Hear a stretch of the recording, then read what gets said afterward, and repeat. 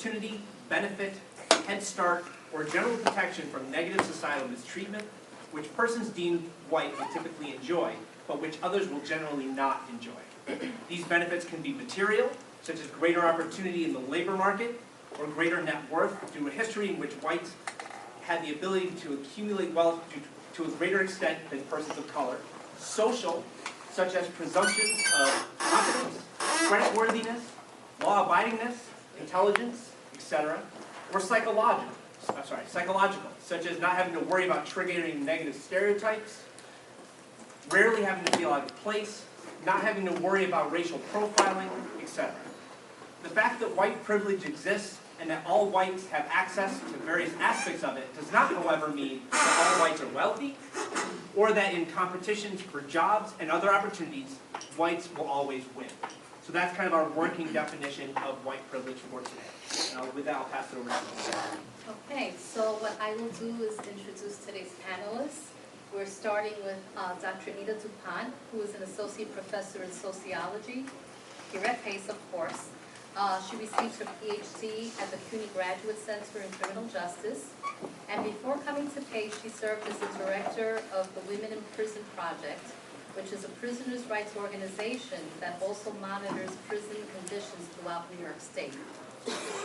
Dr. Dupont has advocated on behalf of domestic violence survivors at a number of organizations, including Safe Horizons and Steps to End Family Violence. Her research includes violence against women, multicultural responses to domestic violences, and other gender issues. She created courses on, among other things, critical criminology and sexuality. And lastly, she is in the process of researching prison conditions for the mentally ill. And Dr. Dupont's talk today is White Privilege, Stayed Out of Jail, Free Card. So when you look at it, we have, out of all men, 1 in 9 will spend some time in prison. But look at the difference between white men and black men. What is your response to that? Are you surprised? Is this something that you probably already knew about? Is it shocking, upsetting? Just a few comments. I knew there was a difference, but I didn't know it was that drastic. Yeah. Yeah. And also to think that 1 in 3 black men are going to have this life-changing experience in their lifetime obviously has very extreme implications for the black community and for people of color. So it's not limited to the person who is incarcerated, and this is true for anyone who's incarcerated. It has a ripple effect in the form of its impact on families, any loved ones, the community as a whole, economic opportunities for people in the community, etc. So we can talk about that later, but just I should go through this a little more quickly. So the next page that you have is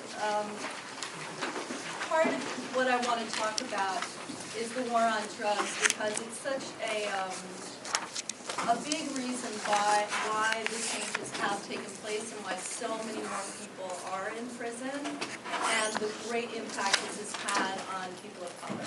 Okay, so when all you have to do is look at the difference between the statistics in 1980 to 2011. Okay, yeah. So actually, you can see it. It's a it's a massive change. Right? Does anybody know what happened between 1980 and 2001? The war on drugs? Yes. The war on drugs really took off during this time.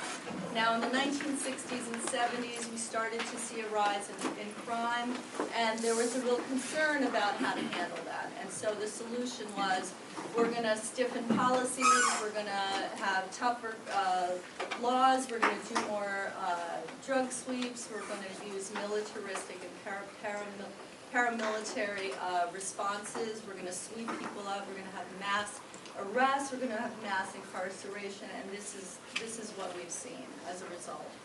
So the next thing I want you to think about is, these are some more stark statistics. right? So a lot of people have talked about the war on drugs as actually a war on black people. And so you can see the statistics here, right? In 15 states, blacks are admitted to prison on drug charges 20 to 57 times more than whites. Okay, now if that's not shocking to people, I don't really know what is. In Georgia, fully 98.5% of repeat drug offenders selected to receive a life sentence are black. Okay? That, I think, also, that kind of sums up part of what we're trying to say here. Okay? So let's move on. Now, for women of color, there has always been there's been a significant difference between how black and white women have been treated in all areas of life. And that's true for white men and black men as well. But it's played out in a really interesting way. So in the criminal justice system, what we've seen historically is that we've seen women who've been, specifically working class white women, who were sent to what was called reformatories, which sounds very nice, right? They'd be sent away, and this was where they were taught to be good wives and good maids and so forth, right? And they were sent away to work in rich families in the suburbs, and they were reformed, okay? But these were conditions that were far better than the ones that black women were having to endure. They were sent essentially to the same types of prison conditions that men at the time. So this was from the late 1800s to the early to mid 1900s, okay? So that that's one piece of the historical background. We could go back much, much further, as you know. But we still have these are the roots, right, of what we still see. And this is a perfect example. These statistics really bear this out. So when you see a statistic like 1 in 19 have a likelihood of imprisonment, black women, 1 in 45 Hispanic women, and 1 in 18 white women. That's a huge difference, right? Now, you might ask, okay, why? Why is that? Is it simply that black people are committing more crimes and that explains this disparity? Because some criminologists will make that argument. They'll say, well, this is what we're seeing on the street, and therefore they're the ones who are ending up in prison. Now that's one theory, right? The other theory, and I'm going to defend that theory today, is that there's racial bias throughout the system, and it's reflected in many, many, many ways. And there's lots of evidence to show that this is the case. So this is just one example that I've pinpointed because we're short for time. But with drugs, since we've been talking about the war on drugs, we have this perception, right, that people of color are using more drugs. Well, they're getting arrested more. Look how much time they're doing. Look how few people white people are in prison for this. They must be guilty of using more drugs. Well, look, right? And this is not anecdotal evidence. This is national, representative, both household surveys and surveys that are conducted in schools. We're talking about in the Monitoring the Future representative large-scale survey included 46,500 students. So this is not a small survey, right? So that you can really count on this being legitimate information, right? So, so again, why the disparity? And I want to just talk a little bit about, next slide, please. Okay, no, I don't think, wait, try to go back. I'm sorry. Oh, I'm missing something. Okay, maybe it's after the funnel? Yes, okay. So why the disparity? So there are three major things, and we're probably going to talk about this in general, that have been identified as reasons why there is this massive disparity between actual crime and the kinds of prison sentencing that people end up doing by race. So one is law enforcement have an incredible amount of discretion. So if you're dealing with people with racial biases to begin with, they can make decisions based on that, right? So if there is an incredible amount of leeway in terms of how they can stop people, how they get consent, etc., if the laws are in their favor to do that, that can really allow people to act in a racially biased manner. And I'm not saying everyone is biased at all, but when we get to the section on how we conceive of the typical offender, we are fed this notion that certain people who look a certain way are more likely to be criminal, right? And so those are the people that law enforcement tends to target.